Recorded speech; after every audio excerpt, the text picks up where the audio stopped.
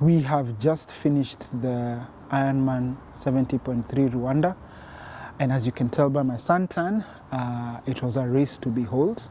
It's the second time that we've done it, and it was a beautiful, challenging event that saw, I think we were about 9-10 TTF members, and in total I think we were about 21 Kenyans.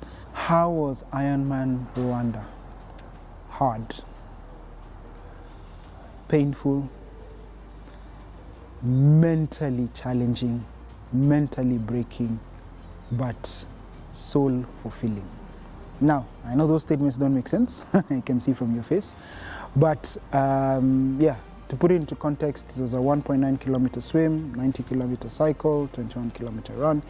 The swim is in Lake Kivu, and of course, like we like to do, we put targets, and had said, you know what, I'm going to try and do the same time that I did in Durban, which was 5 hours 48. So I was going to a harder course to try and do the same time that I did on an quote-unquote easier course. So the challenge was on me. The swim, once I got out of the water, 1.9 kilometers, I mean, it's Lake Kivu, it's nice and calm, but once I got out of the water, nothing was going according to plan. So unfortunately, the time that I clocked in the swim was not the one that I had estimated, which forced me to push harder on the bike. And just for context purposes, Rwanda is known as the land of 1,000 hills. I think I climbed 999 of them because, whoa. It was a 4-loop cycle, and I think the highest gradient was about 10, 11, and then you will climb that hill like 4 times. So mentally, I would like to say it got to a point in the race, as we like to say, I would like to confess, maybe mentally cracked.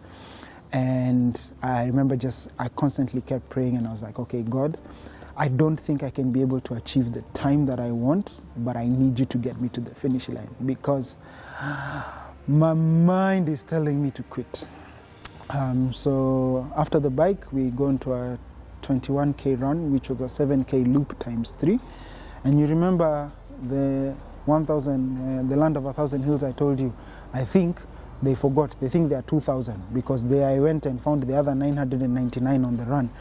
And it was hot, it was humid, and it was hilly.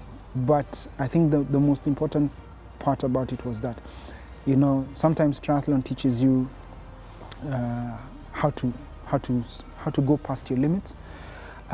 For me as a coach, for me as an athlete, this particular event tested me. It tested me physically, it tested me mentally, it tested me emotionally. But I think the most important thing was I constantly remembered to lean on not my own strength, but of course the strength of my one and personal Savior, Jesus Christ. So shout out to you, JC. Thank you for seeing me from the start to the end, because you know from the prayers and the conversations we had, I would never have finished that race. So yeah, I got onto the run. First loop was death. Second loop was burial.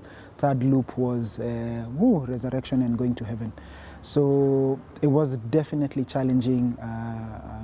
It was hot, it was humid. It was one of those races that walking was easier than running, and then it got to a point where walking became harder, so you just decided to stand still and, you know, ask yourself, what are you genuinely doing here? But I may not have achieved, unfortunately I wasn't able to achieve the time that I wanted, which was, I had targeted a time of 5 hours 48. And then when I got to 6 hours 5 minutes, which was the time that I had from my first Ironman Rwanda, I was like, okay, this one is out of the bag. So Jesus Christ, let's get to the finish line. So yes, I didn't achieve my time, but I finished.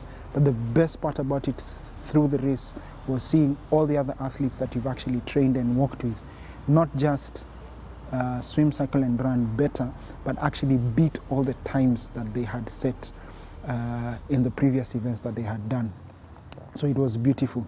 So now, coming from Karen Open Triathlon, which was our first event, then through to Durban, and then now here in Rwanda, you know, just seeing people growing in strength and stature, and realizing that the mind is a very powerful tool. But if you choose to hunker down, push forward, you'll finish. In comparison to Durban and Rwanda, I think like you've heard, Durban was a walk in the park.